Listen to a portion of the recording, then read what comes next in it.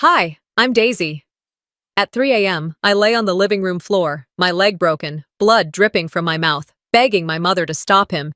She didn't. She just watched. But that night wasn't the beginning. It was the breaking point. The truth? My mother erased me long before the bruises ever showed. She changed my birth certificate, stole my scholarship, told the world I was unstable. They believed her. Now I'm speaking for every daughter who was told to be quiet, to be grateful, to stay small. Why would a mother choose a man over her own child?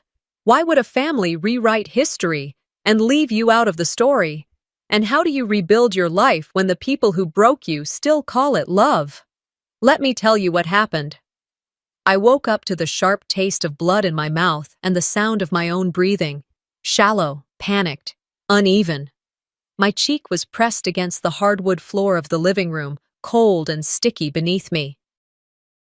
My left leg bent the wrong way, and when I tried to move, the scream that tore through me wasn't planned. It just escaped, pain like I'd never known. And there she was. My mother, Vera, stood at the entrance of the hallway, wrapped in a pale blue robe like she'd just stepped out of bed. Arms crossed, expression blank, the only movement was the slight sway of her slippered foot tapping gently against the carpet. "Mom!" My voice cracked. "Please!" Dexter was still yelling, his voice bouncing off the walls like bullets ricocheting. I couldn't even remember what triggered it this time. Something about money. Something about me causing problems. And then the blow came. A boot, hard, straight to my ribs. I had cried out, fallen, and that's where I stayed. But still, I looked at her. Even after everything, I thought she'd stop him. That instinct doesn't die easily. The child inside me still remembered when she used to brush the knots out of my hair while humming Patsy Cline. The woman who'd once screamed when a bee landed on my shoulder and yanked me away so quickly I cried, not because I was stung, but because her panic scared me. She'd pulled me away from pain before. I believed she would do it again. She didn't move. Dexter stopped, chest heaving, wiping sweat from his brow like it was just another job done. Then he turned and walked out of the room, past her. Didn't say a word, didn't even look her in the eye. I lay there, shaking, crying, and she stepped forward. For a moment, I thought she was coming to help me. Her shadow fell across my face. She bent slightly, not kneeling, just enough so I could hear her whisper, "You should have just signed the loan, Daisy." Then she turned and walked away. I don't remember passing out, but when I opened my eyes again, there were paramedics. One knelt beside me, asking questions I couldn't answer through the pain. Another one called out numbers I didn't understand. I caught a neighbor's face at the door, Mr. Kellerman from next door. His eyes wide, mouth tight. He didn't say anything, just watched as they lifted me onto a stretcher. The hospital lights were blinding. They always are. Too clean, too white, too loud in their own way. I drifted in and out of consciousness, catching pieces of conversation I didn't understand, until I heard the unmistakable sound of heels. Hers. Vera's shoes had a rhythm, controlled, never rushed. She sat in the chair next to the bed as I came to. No hug, no hand squeeze, just her voice, flat and rehearsed. "You made things difficult for everyone. Again." I turned my head away. Back then, when I was 10, I used to think I was the problem, that I needed to shrink myself to fit into the world she wanted. I remember standing in the hallway, watching her kiss Dexter after he came home from work. The way she lit up, laughed in a way I never made her laugh. I remember thinking, if I'm quiet enough, maybe I won't get in the way. Good daughters don't cause scenes. Good daughters are grateful. Good daughters don't ask why their birthdays go uncelebrated or why the family photo wall doesn't have a single picture of them past kindergarten. I learned to be silent. I perfected it. Now, I was lying in a hospital bed, the bruises already blooming along my ribs, the bandage tight around my leg, a dull throb behind my eyes. A nurse came in and read off the damage like it was a grocery list. Broken fibula, 3 cracked ribs, mild concussion. She looked at me with soft eyes. "We can report this if you'd like. There's support available." I didn't answer right away. Because the last time I said something, when I was 17 and Dexter grabbed my arm too hard in the garage and left a mark, I told a counselor. That counselor called my mother. Vera marched into the school the next day, crying and outraged, insisting I was just trying to ruin her marriage, said I was dramatic, troubled, needed attention. They believed her. So this time I just nodded and said, "No, thank you." It was almost dawn when the room emptied out again, just me and the distant beep of monitors. I stared at the ceiling, blank, white, like a canvas with nothing worth painting. The ache in my bones wasn't just physical, it was ancestral. It was the pain of women being told to endure, to hush, to take it and not make waves, and it hit me. If I left this hospital and went back to silence, back to pretending, back to being the grateful daughter, then I'd be laying in that hallway again someday. Or worse, I wouldn't be. If I walk out of here again with nothing but silence, I'll never walk out again. Not truly. I reached for my phone. My hands shook as I opened my contacts. I scrolled down. Vera.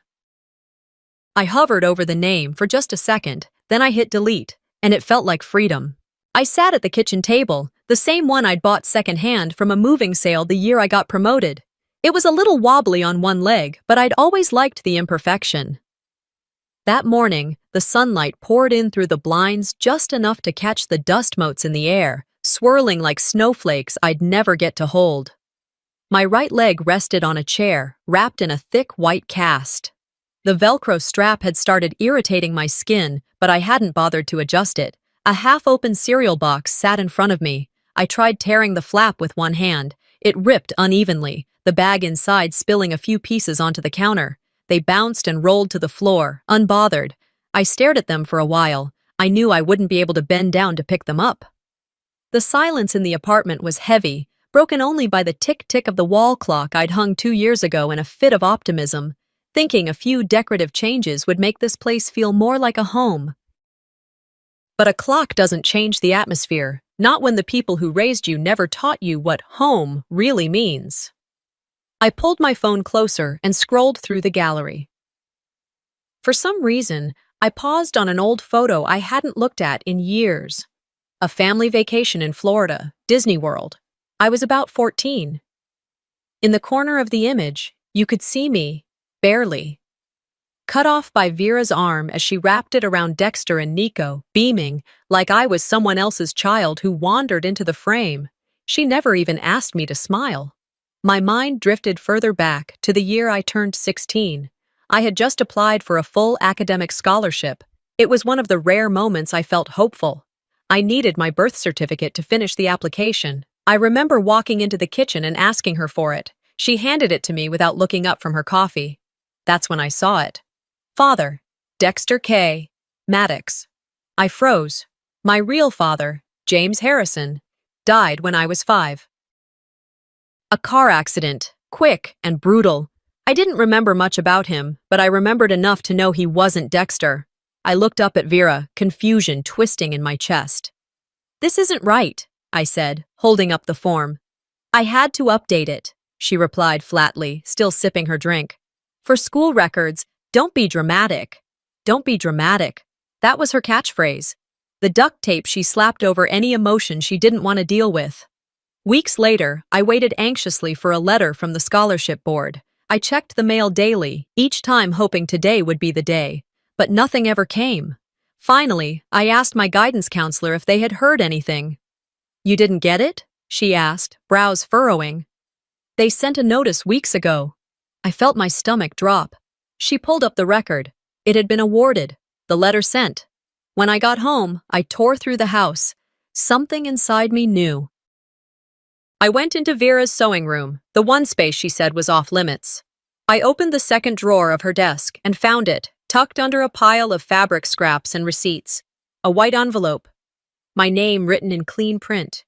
The seal still unbroken. I opened it. There it was. Congratulations. Terms.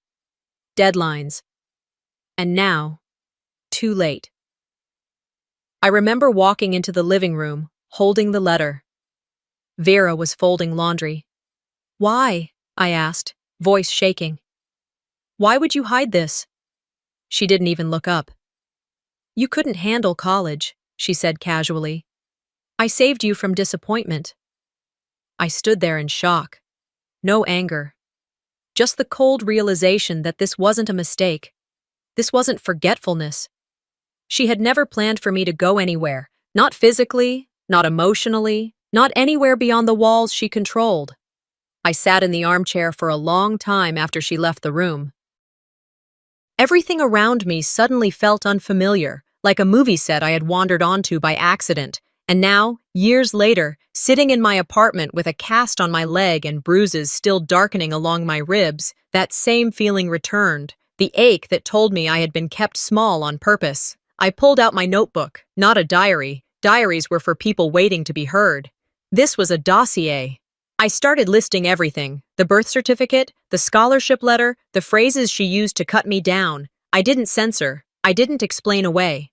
On one page, I wrote the words, "She doesn't lose control. She is the control."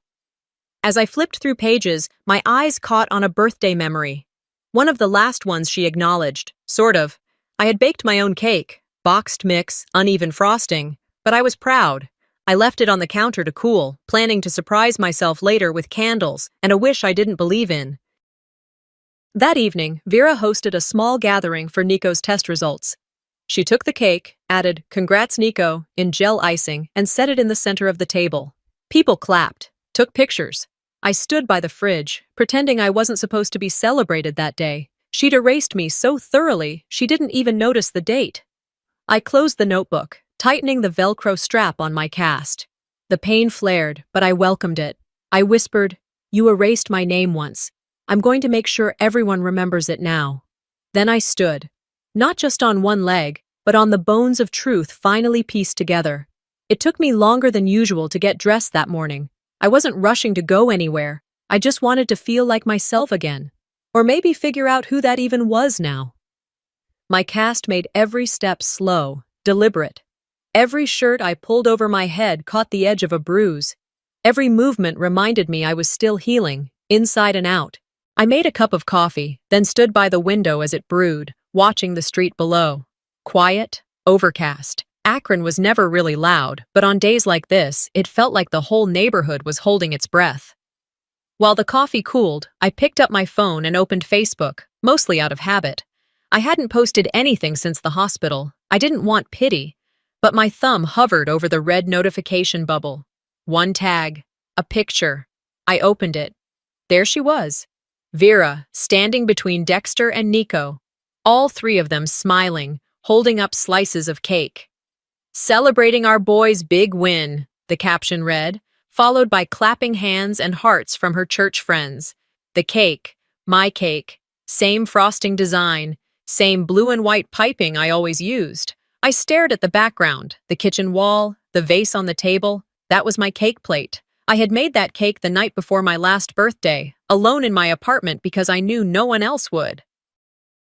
I dropped it off for them out of guilt, thinking maybe they'd still want a piece. I told myself it didn't matter. Apparently it did matter. Just not to me. I leaned back, my stomach turning. It wasn't the first time she'd erased me from something I was supposed to own.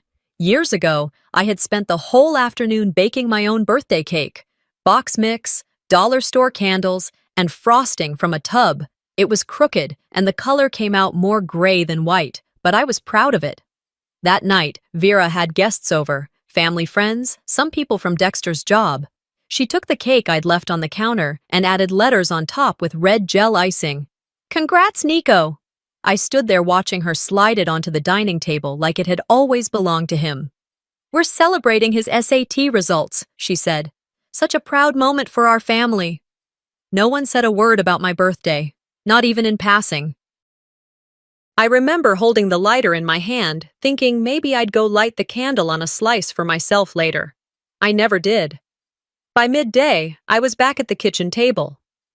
This time, it wasn't cereal in front of me. It was a stack of printed photos, school letters, and an old high school program I had dug out of my storage bin. I spread them out like a puzzle I was just beginning to understand. There was one photo I couldn't stop looking at, my high school graduation. I was standing in the gymnasium, cap slightly askew, honor cords draped around my neck. I looked proud. I had reserved 2 seats, one for Vera, one for Dexter. They never showed. After the ceremony, I waited by the curb in my gown and heels, watching other families hug and take pictures. I had stood still, trying to smile, trying to tell myself they were just late. They never came. The scent of that day still lived in my memory. The metallic tang of rain in the air, the smell of charcoal from someone's barbecue drifting across the street, and the cheap perfume of the girl who stood too close to me in line. But mostly, it smelled like nothing, like absence, like the kind of quiet that settles over you when you realize no one's coming. I printed the graduation photo on glossy paper and circled the 2 empty seats in red ink. Not to be dramatic, just to remind myself it wasn't a dream. This was my reality. I didn't want to forget anymore. I clipped the photo to a manila folder labeled Records. Next to it, I added copies of the scholarship letter, my altered birth certificate, and screenshots of text messages with Vera over the years, cold, clipped, full of passive digs and disappointment disguised as concern. This wasn't about revenge, it was about record keeping. For once, I wanted my truth to be organized. As I stood to return the folder to the desk, my phone buzzed. One message. Daisy, it's Juno. I heard what happened. Can we talk? I froze. Juno. My heart hiccuped, a strange mix of hope and caution surging in my chest. She was the only friend I had before Vera decided she was a bad influence. We were inseparable in middle school, matching bracelets, shared books, notes passed between classes. Then one day, Vera picked me up early from school and said, "She's not your kind of people. You don't need friends like her." I never saw her again. Until now. I stared at the message for a long moment, then typed a reply. Yes, I think it's time someone else knows the whole story. I set the phone down and exhaled slowly. I didn't need the whole world to listen. Just one voice to say, I believe you. After replying to Juno, I left my phone on the windowsill and sat in silence. For the first time in years, I didn't feel the urge to fill the room with background noise. No soft music, no TV murmuring in the background. Just me and the faint hum of the refrigerator. That peace didn't last. There was a knock on the door. 3 sharp raps. Not aggressive, but firm. I moved slowly, careful not to jar my healing leg. When I opened the door, a man in a brown postal jacket stood holding a large envelope. Certified mail. I signed the form without speaking, then shut the door and stared at the envelope like it was radioactive. I already knew who it was from before I turned it over. Dexter.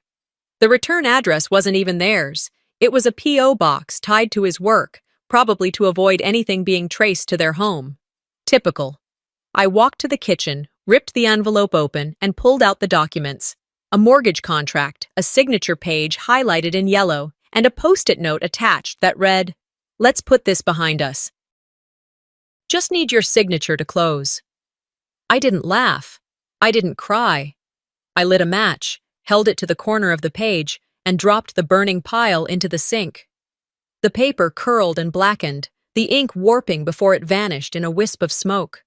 I watched until every corner was ash. He really thought that after everything, after the hospital, after Vera's silence, that I would still sign. My phone vibrated again. Another text, this time from an unsaved contact, a local number. "We just need a little support, Daisy. Stop being so difficult." No name, but I didn't need one. Vera never left fingerprints. That night, I couldn't sleep. So I wrote, not in my case journal, but a letter. To myself. It started as a simple sentence. You are not responsible for their survival. The next day, the sunlight filtered through the blinds, catching the dust in the air. It reminded me of a dinner from a few months ago. Vera had invited me to the house, rare at that point. The tone was suspiciously sweet. She said they wanted to reconnect, make things right. I agreed out of sheer exhaustion. Maybe I thought there was still a chance, even after everything. The table was set with cloth napkins. Vera had even used the crystal glasses, something reserved for guests or holidays. Dexter smiled too wide. Nico barely made eye contact. After the lasagna and awkward small talk, Vera brought out dessert. Then she placed a folder on the table. "We found our dream home," she said, clasping her hands like she was announcing an engagement. Dexter leaned in, and we're finally in a position to get it. Just one hurdle. With my job change, the bank needs someone with a stable credit history. Your name would be perfect, just as a formality. I didn't touch the folder. "I'd like to review it," I said slowly. "With someone, just to understand everything." Vera's smile didn't even twitch, but Dexter's face changed. "So you don't trust your own family?" he asked, voice tightening. I looked at Vera, expecting her to chime in, to soften the blow, to maybe even defend my right to ask questions, but she just sipped her wine. "No rush," she said. "But the bank needs an answer by next Thursday." That was the last time I stepped foot in their house. A week later, Vera stopped calling. Nico stopped replying to texts. And one morning, I noticed a login attempt on my email from an unknown device. My bedroom door lock was scratched up. Nothing was stolen, but something felt off. I checked behind the lamp, then under the dresser.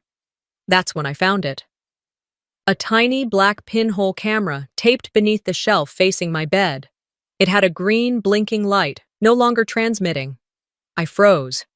Then I yanked it out of the wall and dropped it in a glass of water. I didn't scream. I didn't call the police. I called Vera. "Was that supposed to scare me?" I asked, voice even. There was a pause. Then she sighed like I had embarrassed her. "A good daughter doesn't keep secrets," she said. "Especially not in my house." I closed my eyes. My hand clenched around the phone. "I'm not your house," I said. "And I'm not yours." She hung up, and that was the end of pretending. I called Juno. She answered on the second ring. "You said you know someone who understands privacy law," I asked. "Yes," she said, "and I think he's going to want to hear your story." After we hung up, I opened my laptop, created a new folder, titled it Legal Drafts. I began documenting everything: screenshots, copies of signed documents, Vera's messages, the photo of the camera. I timestamped everything. I wasn't scared anymore. I was just tired of pretending. That night, I double-checked the locks on my apartment 3 times, bolted the bottom one, placed a chair under the handle for good measure. Then I sat down on the couch, turned off all the lights, and waited. I wasn't sure who I was expecting, Dexter, Vera, some cheap scare tactic. But instead of fear, all I felt was readiness. Let them come. This time, I'd be ready. The voice didn't match the knock. I expected roughness. Maybe a demand, maybe Dexter's familiar bellow masked as authority, but instead, it was a woman's voice, smooth, practiced, a smile hidden in every syllable. "Hi, Daisy. Sorry to drop by without calling." I opened the door an inch. Miss Boying Thomason stood there, my high school English teacher, a scarf knotted neatly around her neck, holding a small paper bag like she was delivering cookies instead of decades-old confessions. "I ran into Juno," she said softly. "She told me you might want to talk." I let her in. Not because I was ready, but because something inside me needed to hear whatever this was. We sat at my kitchen table, the one I'd turned into a war desk. Papers, timelines, legal codes, and photos spread out like puzzle pieces I'd finally found the courage to sort through. She placed the bag down, but didn't open it. "I remember you, you know," she started, fingers twisting her wedding ring around absent-mindedly. "Not just as a student, but as someone I should have fought harder for." I didn't interrupt. I wanted her to keep talking before I gave her the chance to backpedal. "I got an email once," she continued, "from your mother. It was formal. She said you were struggling, that you had anxiety issues, and it would be better if you weren't placed in leadership roles, class president, yearbook editor, even the poetry team." My jaw tightened, but I said nothing. She used the words emotionally unstable, said you needed fewer expectations so you wouldn't spiral. I looked down at my hands, nails digging slightly into my palms. She framed it as protective, she added quickly. She made it sound like she was advocating for you. Advocating, I repeated flatly. I believed her, Ms. Thomason admitted. I'm sorry. You deserved better.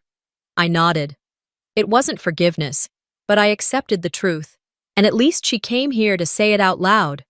When she left, I didn't cry. I didn't scream. I didn't throw things. I opened the folder labeled Evidence, added a new page, School Suppression via Fabricated Mental Health Claim. I included the approximate date and her name. This wasn't spite. This was accuracy. That night, while others were probably binging TV or scrolling their way to sleep, I pulled out a blank poster board and started my wall of reality. At the top, I pinned the scholarship letter Vera had hidden. To the left, my birth certificate with Dexter's name typed neatly where my father's should have been. Below that, a printout of the Facebook photo with the birthday cake that was meant for me. I added arrows, dates, red string connected one year to another like a conspiracy web. Except mine wasn't fiction. Mine bled. I wasn't unraveling. I was remembering. By midnight, the board was half filled. The apartment was still, lit only by the desk lamp and the soft glow of the fridge light I forgot to close. Then the phone rang. Not a call. A voicemail notification. It was Vera. I hit play and turned the speaker on low. Her voice poured through like syrup over glass, controlled, sweet in a way that made my skin prickle. You need to stop dragging people into this, Daisy. This is a family matter. What you're doing, it's unnecessary, hurtful. Think of Nico. Think of how all this looks. We're still your family, whether you like it or not. She paused, then added, Don't forget who raised you. I saved the message. I forwarded it to Malcolm. No response yet, but I knew he'd get it in the morning. He'd told me to document everything. The paper trail will always outlive the lies, he said. I returned to my desk and stared at the board. Then I added a printed transcript of the voicemail to the corner and labeled it, Emotional Leverage Masked as Concern. When the sun came up, I made coffee and started my journal entry for the day. A routine now. Grounding. Every entry began with the same line. Mom never hit me. She just deleted me. The pen hovered over the paper. Today I added, but I'm redrawing the outline. Later that afternoon, I opened a drawer in my desk that I rarely used. Inside, a stack of old notebooks. I was looking for one in particular, one I'd hidden even from myself. It was maroon, spiral-bound, with the word creative writing written in silver marker across the cover. From high school. I flipped through it slowly until I found the page I remembered. A letter. One I'd written, never mailed. Addressed to my father. It said, I don't know what's true anymore, but I remember your voice. I remember the way you let me press the elevator buttons when we went to the bank. I remember you always smelled like cedar. I hope that means something. I closed the notebook. It meant something now. That night, I sealed 2 envelopes. One, thick and heavy, with pages of the legal complaint I was ready to file. All the documentation, all the evidence. Labeled clearly for Malcolm to review. The second envelope was smaller, thinner, only 1 page inside. I wrote Nico's name on the front. Inside, the message was simple. I don't blame you, but I won't protect you either. You deserve the truth. So read it, ask her yourself, and then decide who you are. I placed both envelopes on the table, side by side. Then I whispered, Let's see what truth does to a golden child. It was still early, not yet 9, when the mail truck rolled past my building. I stood by the window and watched as the carrier stepped out, slung her satchel over her shoulder, and made her rounds. I waited until she reached my building's mailboxes before slipping the envelope into the outgoing slot. No hesitation this time. The envelope was addressed to Nico. Inside, I'd placed 3 things: a certified copy of my original birth certificate, the one with my real father's name, James Harrison, a photo of the uncashed check from James's will that I'd found in Vera's drawer, and a short note in my handwriting that simply said, Ask her why she kept this from me. And from you. I stood there for a moment longer after the slot clinked shut. The morning was gray, still damp from last night's rain. Something about the coldness in the air made my skin feel raw, like it too was remembering. I hadn't thought about Nico much over the past few weeks. He wasn't the enemy, not really, but he wasn't innocent either. He'd benefited from the system Vera built, a system that erased me piece by piece while spotlighting him as the good one, the obedient one, the real child. But kids ask questions, and I remembered one in particular. I must have been 17. He was about 11, Chinese. We were sitting at the kitchen table playing Two Truths and a Lie, something our English teacher had us do at the start of each semester. Just a silly game. Something to kill time. My turn, Nico had said, grinning. I have a dog. I hate spinach. I have pictures of my dad in every room of the house. I laughed. You don't hate spinach. You ate it yesterday. He laughed too, but then his expression changed slightly. Hey, Daisy, how come there aren't any pictures of your dad around? I remember the air tightening in my chest. I started to answer, but Vera came in just then, wiping her hands on a dish towel and said, Nico, go finish your math homework. Just like that, the question died. Now, years later, I was handing that question back to him, with evidence. I didn't expect a response right away, but I didn't have to wait long. By that afternoon, my phone buzzed. One new text. What is this? Why now? I stared at the words, reread them 3 times, and then replied, because you deserve to know, and because you were used to. There was no reply after that. Hours passed. I didn't press. I didn't chase. Instead, I focused on the box that Juno had handed me earlier that day. She had stopped by after lunch, her coat still damp from the drizzle, and placed it gently on my table. A friend of your father's kept this, she said. He said it never felt right to throw it out. The box was unremarkable, just a plain brown cardboard shoebox, the corners taped. I peeled it open slowly. Inside, nestled in a crumpled grocery bag, was a cheap old flip phone. The screen was cracked, the battery swollen. It didn't power on, but tucked underneath it was a folded piece of paper, a typed log of text messages, printed, time-stamped. Sent over a span of 5 years, from James Harrison to my old number, messages I never received, dozens of them. My fingers trembled as I read, Your mother doesn't want me involved, but I'm trying. I miss you every day. Are you okay? I worry. I left something for you at the bank. Ask for the manager. Happy 18th. You're still my girl. By the time I reached the last one, dated just 6 months before he died, my vision was blurred. It read, I know I messed up, but I never stopped loving you. I sat down hard on the couch, the paper clutched in my hand. All that time, I thought he abandoned me. All that time, Vera had controlled what got through. She hadn't just rewritten my story, she intercepted the chapters. I walked outside, needing air, the pages folded in my jacket pocket. The clouds had thinned, but the wind carried the kind of chill that sneaks into your bones when you aren't looking. A few blocks away, I reached the park. It was quiet. Just a few early joggers, a couple walking their dog. I found an empty bench near the pond, sat down, and let it all wash over me. I cried, not the silent kind, the deep, shaking sobs that make your chest ache.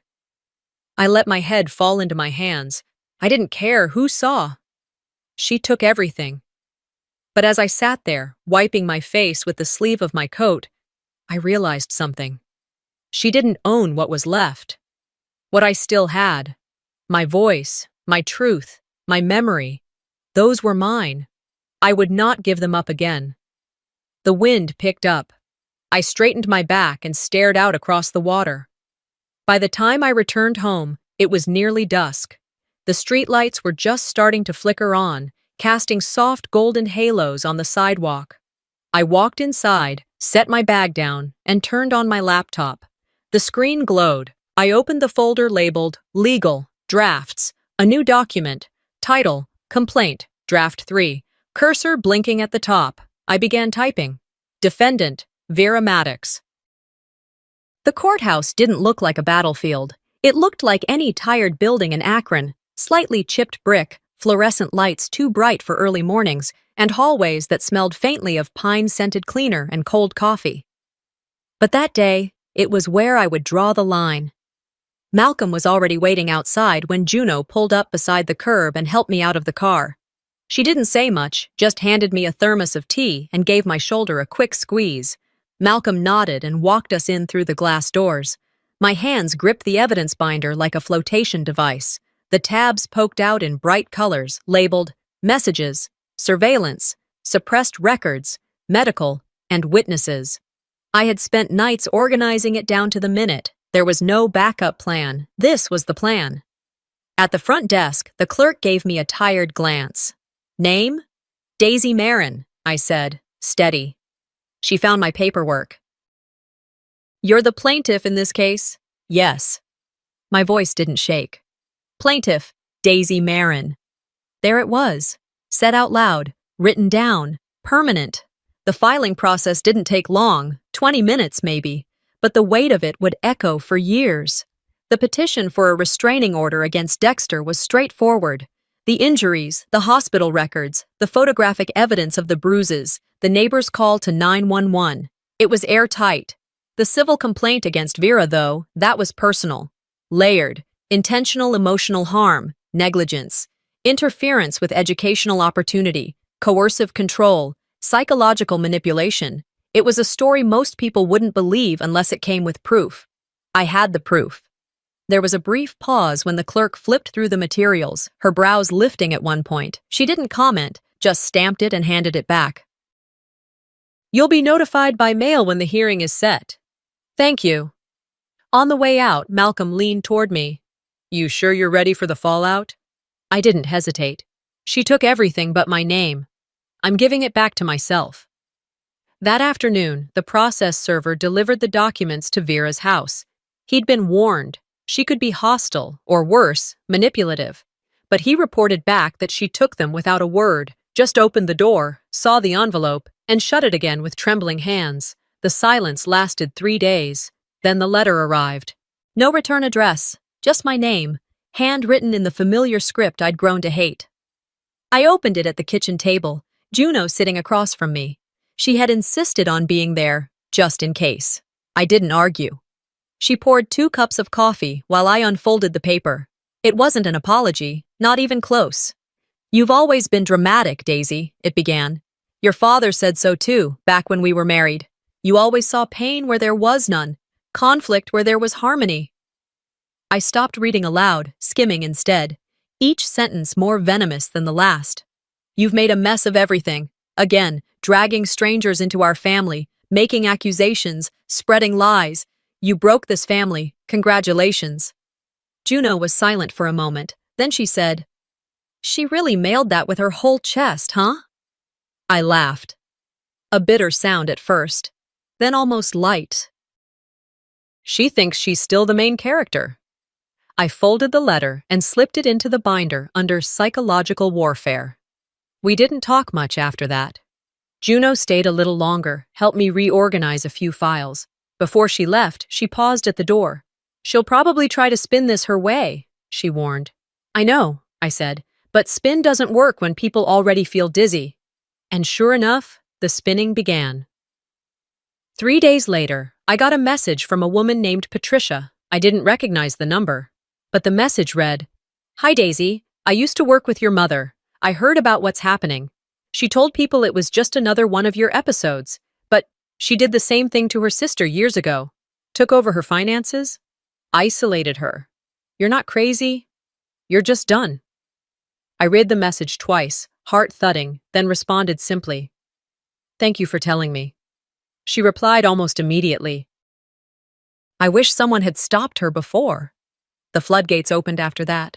A friend of my father's sent an old voicemail she had saved, James's voice, soft and broken, saying, I don't know if she'll ever hear this, but tell Daisy I never wanted it to be this way. A neighbor from down the street who used to babysit me when I was little sent a message through Juno. Your mother used to tell people you were difficult, that you had a mean streak. I never saw that. I saw a kid who barely spoke. People were watching, and for once they were seeing clearly. The truth doesn't always scream, but when it's told right, it roars. Late one evening, I retrieved the mail from the hallway slot. Among the usual junk and bills was a plain white envelope. Inside was a single sheet, court hearing, June 14th, 9:00 a.m., Family Court, Room 206. I stared at the date, then walked to the kitchen, pulled a red marker from the drawer, and circled it on the calendar. Bold, clear. Underneath, I wrote, "My real birthday," because that was the day I would finally step out from under Vera's name and into my own. The courthouse was already busy by the time we arrived. Cars lined the street. People filtered through the security checkpoint with worn expressions and armfuls of paper. Some came for divorce hearings, custody battles, small claims. I came to reclaim my name. Juno parked the car in the lot across the street and turned off the ignition. Neither of us spoke for a moment. She reached for my hand, gave it one strong squeeze, then let go. Inside, Malcolm met us at the elevator, binder in hand. His tie was slightly crooked. He was always a little disheveled, like he'd been in a sprint just to exist. But he smiled when he saw me and nodded. "You ready?" "As I'll ever be." We walked together through the double doors and into the courtroom. The room was quiet, cold, even though the sun had just started to warm the city after a week of clouds. I wore no makeup, no jewelry, just a gray blouse, black jeans, and the flats I'd saved for emergencies. Vera and Dexter were already seated at the defendant's table. She was dressed in soft pink, as if pastel could somehow soften the damage. Dexter sat rigidly beside her, jaw clenched, arms folded tight. There was one empty seat behind them. Nico wasn't coming. My name was called. I stood, walked forward, placed my right hand on the Bible, and took the stand. Malcolm approached the judge and introduced the case. Then it was my turn. I told them everything. I spoke clearly, calmly, like I was reading from a book I'd written. I spoke of the scholarship that vanished in Vera's desk drawer, next to receipts and fabric samples. I described the quiet dismissal from school opportunities, the replacement of my father's name with Dexter's on my birth certificate. I told them about the camera, tiny, black, and blinking, in my bedroom wall. About the boot against my ribs, the silence from my mother as I begged for help on the floor. I wasn't just ignored, I said, locking eyes with Vera across the room. I was deliberately removed. There was a pause, the kind that sinks into your skin and makes the room shrink. Vera's attorney stood. Older gentleman, expensive suit. He approached slowly, with the air of someone preparing to deliver a lecture. "Ms. Marin," he began, "would you describe yourself as emotional?" "I'm human," I replied. He smiled like he'd been waiting for that answer. "Of course. But would you say you've ever exaggerated situations in the past? Seen events through a particularly sensitive lens?" Malcolm started to rise, but I stopped him with a glance. "I brought a binder," I said, calmly, "with receipts, screenshots, letters, witnesses. If I'm so emotional, why are you holding a folder full of proof?" His mouth opened, then closed. The judge motioned for Malcolm. He stepped forward and opened the binder to a specific section. Inside was the necklace, small, silver, with a charm shaped like a star. Vera had given it to me when I was a child, told me it was from her. "Your mother's love," she called it. Malcolm pulled out 2 documents. The first was a dated store receipt. The second, a letter from James Harrison, my real father. In it, he wrote, "I found the perfect gift for Daisy. Please give it to her. Tell her it's from Dad." The courtroom didn't gasp, but I saw Vera's face change. Just for a moment, a flicker of something between rage and defeat. I watched her eyes drift downward, refusing to meet mine again. The judge took her time before speaking. Her voice was even, deliberate. "This court finds the claims substantiated. Mr. Dexter Maddox is hereby subject to a 5-year restraining order, effective immediately.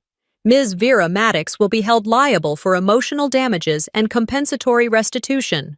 She paused, then added, "This court recognizes a pattern of long-term psychological manipulation, deliberate obstruction of opportunity, and emotional coercion as outlined in the exhibits." It was done. Outside the courtroom, Malcolm shook my hand. "You did good," he said, voice low. Juno hugged me, hard. "You're free," she whispered. But freedom isn't instant. It unfolds slowly. Within 2 weeks, Dexter's business partner pulled out of their contract. Rumors spread. No one wanted to be associated with a man named in a civil suit for domestic abuse. Vera's job, an admin at a local dental practice, quietly let her go. Restructuring, they called it. But people talk. Akron isn't that big. One night, I opened my messages and found a text from Nico. "I didn't know. I'm sorry. I believe you." I stared at the words for a long time before responding. "Thank you. That matters." He didn't reply, but he didn't have to. The silence was enough. That Friday, I came home from work. Yes, I'd started again part-time, and found a box on my doorstep. No name, no label. Inside was a single envelope. A letter. From her. It wasn't an apology. I didn't expect one. "You think this is over. It isn't." That was the entire message. I folded it once, twice, and placed it in the back of the same binder I brought to court. Then I locked the binder in a cabinet. Because to me, it was over. The war, at least, not the healing. 3 months had passed since the trial. And for the first time in what felt like years, I woke up and didn't flinch at the silence. It didn't feel hollow anymore. It wasn't laced with tension or filled with the echoes of words never said. It was just quiet, steady. Peaceful in the way that comes not with grand gestures or fireworks, but with the kind of stillness that settles like dust in a room that has finally stopped spinning.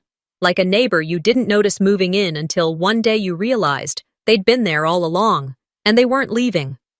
That morning, I found myself standing at the front of a modest meeting room inside the Akron Community Center. It smelled faintly of lemon-scented disinfectant and burnt coffee from the metal carafes that had been reheated too many times. The linoleum floor was scuffed, the lighting too bright. Folding chairs were arranged in a loose semicircle, not quite even. There were 12 women in the room, all different, some older, some young. A few looked like they'd arrived out of curiosity. Others had that particular tightness in their shoulders that comes from knowing too much too soon. One woman sat clutching a tissue before anyone even said a word. Behind me, taped to the wall with painter's tape, was a banner I'd made from craft paper and a borrowed laminator. The letters were simple, uneven. Family isn't always blood. I turned to face them. "My name is Daisy," I said. A pause. No need to rush. I used to think survival meant silence. That if I just stayed small enough, quiet enough, obedient enough, things would fix themselves. But the truth is, silence doesn't heal. It hides. And what hides too long, rots. No gasps. No one clapped. But one woman in the back, her arms uncrossed. She leaned forward slightly, and that was enough. We talked for over an hour, not just me, them too. Their stories poured out in pieces, raw, unpolished, sometimes barely coherent, but honest. One woman spoke about her husband cutting off their daughter after she refused to pretend everything was fine. Another said her family labeled her dramatic because she stopped hosting Christmas after a breakdown they never acknowledged. One woman, soft-spoken and fierce, simply said, "I divorced my mother." When it ended, some women lingered to chat quietly, others slipped out, offering soft smiles on their way to the door. I stayed behind, folding the chairs slowly, carefully. Still mindful of the old hip injury, healed but not forgotten. The cold made it flare up. But today, it didn't hurt as much. That's when I saw her. A girl. Maybe 16, 17. Standing near the exit, arms tucked into the sleeves of an oversized sweatshirt, chin low, eyes darting around the room like she wasn't sure if she belonged. I recognized that posture. I'd worn it once myself, rigid, protective. The armor of someone who's been told over and over that they're too much, too emotional, too inconvenient. I walked over slowly. You okay? I asked gently. She nodded, barely. Then, so softly I almost missed it, she whispered, I still live with her. That was all she said. But I knew who her was. I reached up to the necklace I wore every day, a simple silver chain, nothing flashy. It had once been a gift, something Vera had given me years ago, claiming it was hers to give. I later found out it had been my father's, the only thing of his I'd ever worn. I unclasped it and held it out to her. Here, I said. You don't have to keep it forever, just until you're ready to let go of her. Her eyes filled, but she didn't cry. She just nodded and took it, like it meant something more than jewelry. And maybe it did. That night, I sat on my couch, legs tucked beneath me, warm mug in hand. The sun had long since dipped behind the city skyline. The room glowed with low lamps and the soft hum of something familiar on the TV. I checked my phone before bed and saw a message from Juno. You saved more than yourself, it said. You redefined what family means, for all of us. I stared at her words for a long moment, then typed back. I guess I'm not the last broken girl. Somewhere across town, I imagined Vera in the same armchair she always used, the one in the corner of the living room, once decorated with throw pillows and perfectly curated lighting. Now, it sagged under years of use and silence. She probably had the TV on, muted. Maybe she reached for the day's mail with her chipped manicure, sorted through bills and flyers, and found the small postcard announcing the next workshop. Maybe she scoffed. Maybe she read it twice. I'll never know. But sometimes I like to imagine she folded it neatly and slid it into a drawer. Maybe even the same drawer that holds the unopened letter from my father. The one she claimed never came. And maybe, just maybe, every time she opens that drawer, something inside her twists. Not out of revenge, just consequence. A week later, the frost had just begun to lift from the sidewalks when I returned to the park. Same bench, same pond. The geese were louder than I remembered, and someone had left breadcrumbs by the edge. I sat down and pulled out my journal. It was nearly full now, every page stained with ink and memory, scribbles of grief and recovery, confusion and clarity. I flipped to the last page, on it, in my own hand. You don't need an apology to move forward, just proof you lived through it. I carefully tore it out, folded it, delicately, into a paper crane.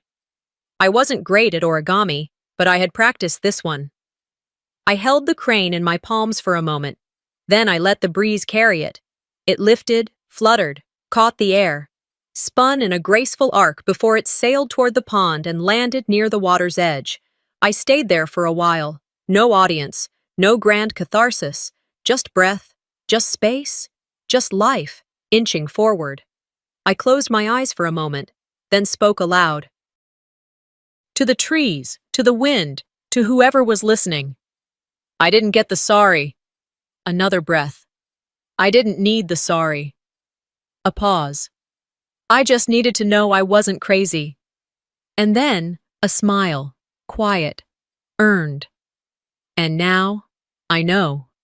Sometimes, the deepest wounds come not from strangers, but from the people who share your last name. If you've ever been made to feel invisible by your own family, let this story remind you, silence doesn't protect you, truth does. And healing doesn't always come with an apology. Sometimes it begins the moment you stop waiting for one. What would you do if your own mother stood by while someone broke you? Share your thoughts in the comments, and if this story moved you, don't forget to subscribe for more true life stories that speak the unspoken.